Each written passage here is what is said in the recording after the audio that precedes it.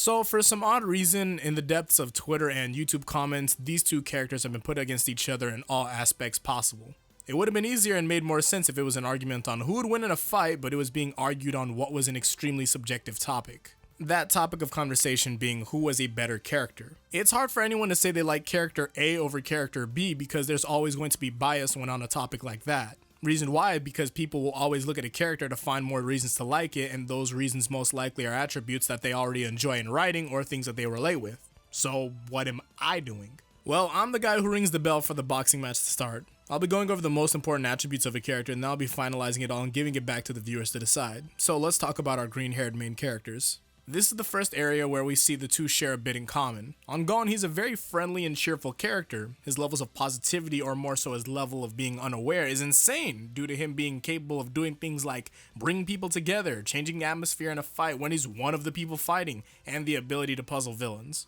While he is this positive, it varies because the further we go in Hunter, the more you notice that Gon doesn't care about people like how we thought the first time we've seen him. It's odd for us, but to a kid it's not that far off.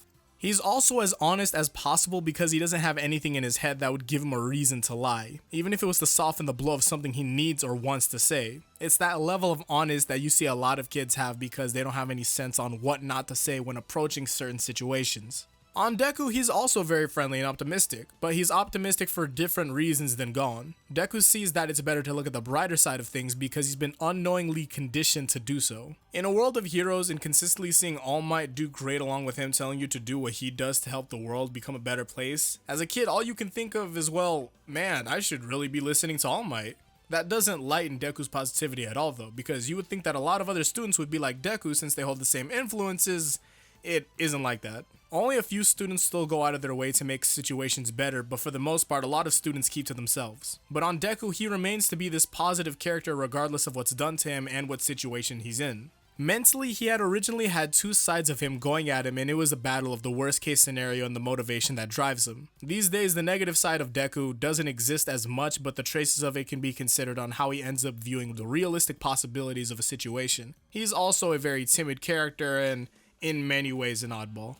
Referring back, the two sides of Deku are separate from the conditioned side. Now, about our characters and how they view the world. With Gon, it's extremely puzzling on how he viewed humanity because you would think as a protagonist he would care more, but that's just it. He's a protagonist, not a hero. There was this video done by Alexander that, if you watch Hunter x Hunter, I'm sure you've seen it. This video spoke a lot more in depth with the morality of Gon's character in Hunter, so be sure to check it out after. You can tell him I said hi. But speaking on Gon, he's not our hero. He's for the most part pretty selfish and doesn't care for anyone that isn't a friend he cares about or someone that holds value to him. If someone kills multiple people but had never affected Gon and any of his friends, then he wouldn't have any reason to dislike him. Matter of fact, if that same person had done something that had benefit Gon, then the moral compass wouldn't even exist to him and Gon would like the person. So if he doesn't care about anyone besides the people he cares about and those that benefit him, that can show you where he would stand against the world. It's outside of his box of priorities, so there's no real reason for him to be the hero. It's not his job. On Deku, the entire point of his existence is to become the number one hero. The number one person who he admires is a hero, and he's also the number one hero because he's a hero that does all of the hero things possible. He goes to a hero school with a bunch of other students who also want to become heroes. The only people he has a problem with are villains. In the most recent case, it's possible that he believes in redemption, but this is speaking in the manga. Either that, or he just has bigger priorities than to deal with something that he believed to be in his way of this huge event for heroes. This is all on him, on the world. When it comes to anyone in his circle, he wants the best for everyone, but it's expected with the personality I've already shown. On to the dreams and motivations for both characters. Gon becomes a pro hunter because it follows in line with his father, and his main goal was to finally meet his dad, which he did. For Deku, his dream was to be the number one hero, but My Hero Academia is a story where it's Deku in the future narrating the events that had already happened.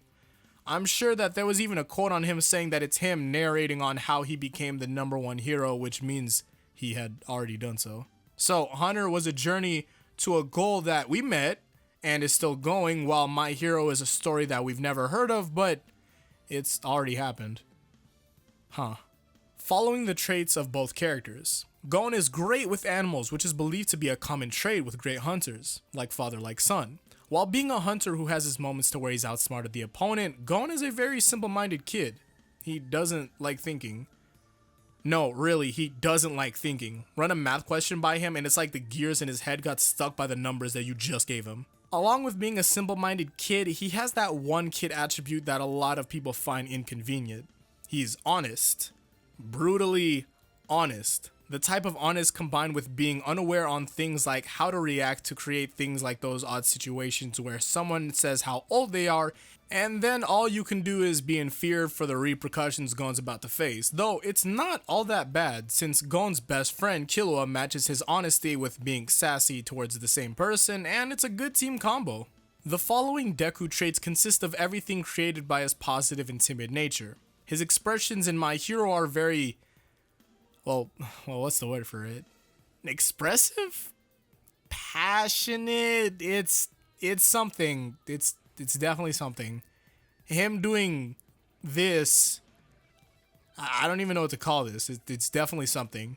Then there's also the most recognizable thing we see Deku do is mutter to himself. He's a smart thinker, but he thinks out loud. A lot. One thing I hadn't mentioned that both characters share is that they both fight against risk. What Deku does against pain and risk is all done for the best and the way of the hero. Going all out the way that a hero would, and that's how you get moments like the 1,000,000% Detroit Delaware smash. Deku always finds himself pushing himself harder than his body could handle, and while it looks amazing when he does it, it's not good for him. He has access to hospitals and people with recovery quirks, but the thing is with this is that he damages his body to the point of where it can't even fully recover. Gon has also done this multiple times, but there was always a way for him to come back because of the power of those around him or the ideas formed by them. Though the last time we had seen Gon go all out, it had cost him his Nen, which is one of the most important things you can take away from a hunter. What I like about this is that shonen like this gives you a somewhat realistic take on what going beyond would look like. Sometimes it's done with characters who always had the power, they just didn't know how to use it. But with Gon and Deku, it's that the power is or can be there, they just can't tap into all of it at once unless it's through other means or there's repercussions for it. In some cases, to get a good hit on the opponent, they take a major hit, and it's crazy that they would even do something like this, but it always happens to work out in the end. Or it doesn't. Sometimes there's permanent nerve damage and sometimes you lose your aura. It's puzzling. Now onto those that they look up to and who they get their inspiration and power from. For Gon, he keeps his admiration in Jing, Hisoka, Bisky, Kite, and possibly a few others. While Bisky and Kite are mentors that help Gon become strong, Hisoka is nearly an enemy until later because it becomes this relationship where Hisoka wants to see Gon grow to his potential, and Jing is his absent father. Gon was continuously told about how great his dad was, and he doesn't see anything else in his dad aside from that. You would think that there would be a bit of ill will towards his father, but it looks like Gon is incapable of being mad at people unless he's seen or heard about how they hurt his loved ones, and with how we went over his morality, it's possible. Him admiring Hisoka was questionable, but Hisoka had always had this overwhelming feel, but after a while we had seen him as just this anti-hero instead of a villain to our team. At that point, Gon has no reason to be on Hisoka unless Hisoka gives him one. On Deku, it would be easier to find people who he didn't look up to. The easiest person to talk about is All Might because he was not only the #1 hero, but Deku's mentor. Though Deku admires all pro heroes to the point of where he has tabs on all of them. He looks up to them the way that you would think any kid would look up to top heroes when they live in a world like that would. And finishing it off, we're going to be going over what they both fear. On Gon, you would wish that he would be afraid a lot more when he's in a situation where it doesn't look like he has a chance, but he's not like that when it comes to situations like those. Gon doesn't have a direct fear. The only time we see him shaken with fear is when he's in situations where it doesn't look like he has a chance. But being serious, where we had seen Gon being shaken by something, it's usually when something looks too strong for him. The best moments I see for this is when he had met the Zoldyck guard dog and when Hisoka was exerting his Nen. Though with Hisoka it made more sense that he was tense because it was Hisoka and not his Nen. So if Gon is being blinded by his other emotions and he's neutral against something that's largely stronger than him, he has a reason to be scared. With Deku, overwhelming power and a lot of evil intent is enough to turn the stomachs of any one of the students at UA. Fearing the villains is one thing, but the sickest you'll see Deku is when he's in the presence with evil itself. Villains get him tense, but since that's the case, the head of it all has him nearly hurling. Along with that, you have the other side of Deku, which holds the most of his fear, this side being the one where it makes him think about the worst possible outcomes in a situation, which is usually connected to a fear of death.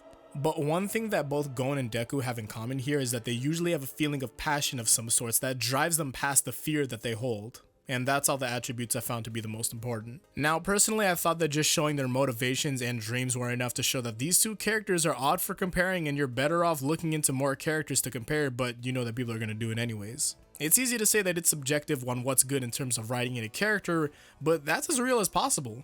Gon being driven by his own personal goals that serve himself does not make him better or worse than Deku, whose goal is to be a hero. Deku being timid and some sort of an oddball does not make him better or worse than Gon, who is painfully honest. It's all about how you feel about a character, because when people talk about how much they like a character, it's usually done on how the character is relatable to them. Though I think that the better and more broad perspective is to look at a character and what they're going for and how it was executed. A character can be disliked and recognized as a bad character when they're done poorly. That would be approaching things like inconsistency, importance in sporadic changes, and things of that nature. Someone to go after Gon because of how he's inconsistent with his morality, but that's the gist of the character. He's hypocritical because of who he is and what he stands for.